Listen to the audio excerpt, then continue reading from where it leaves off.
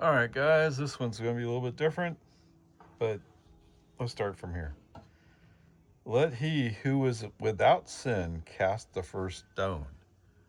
At least that's the way I see it. But anyway, John chapter 8, verses 1 through 11.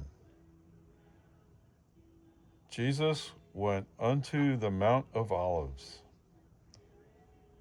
and early in the morning he came again into the temple, and all the people came unto him, and he sat down and taught them. And the scribes and the Pharisees brought unto him a woman taken in adultery.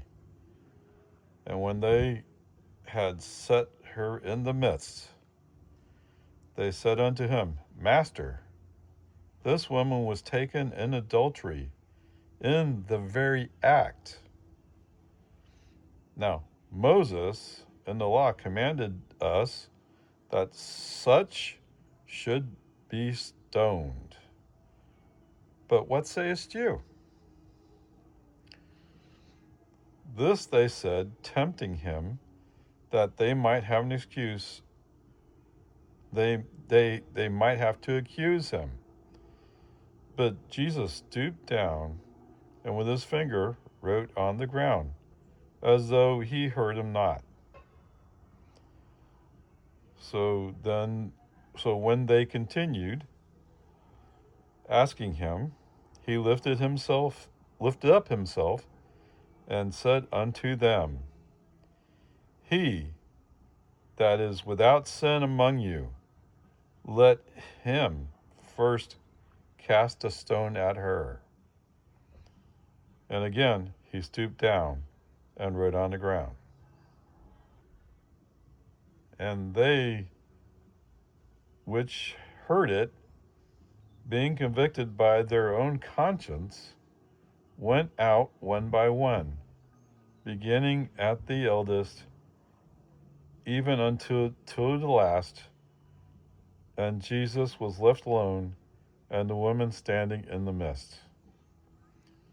When Jesus lifted himself up, and saw none but the woman, he said unto her, Woman, where are those thine accusers? Hath no man condemned thee? She said, No man, Lord. And Jesus said unto her, Neither do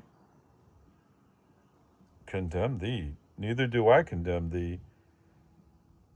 Go and sin no more. The word of our Lord. Thanks be to God. All right, so the scribes and the Pharisees bring a woman who committed adultery, or was in the act of committing adultery. They wanted to test Jesus. Jesus' answer was basically that he who is without sin cast the first stone.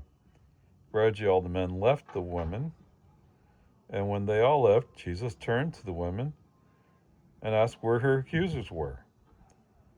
She said they all left.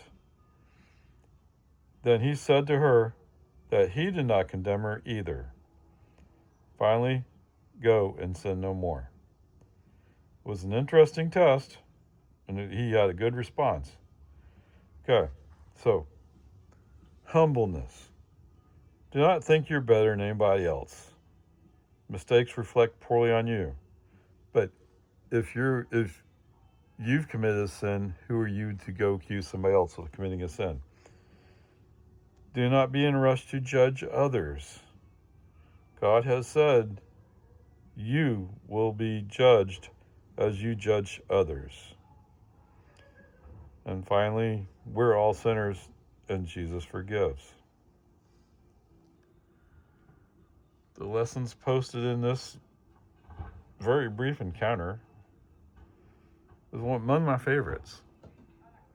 I mean, it's just be careful where you tread. Now, what I found interesting is somebody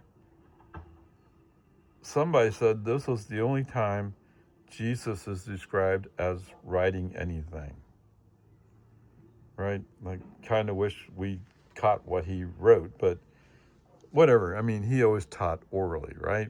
He always talked. Okay.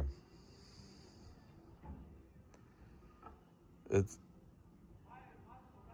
I'm kind of like, okay, as I said, in the Old Testament, under Moses' law, you stoned adulterers. Okay?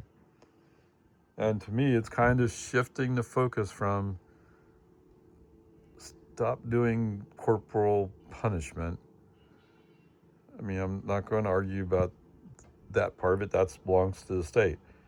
But stop doing corporal punishment and spend more time forgiving and loving your neighbor. Okay? Thanks be to God.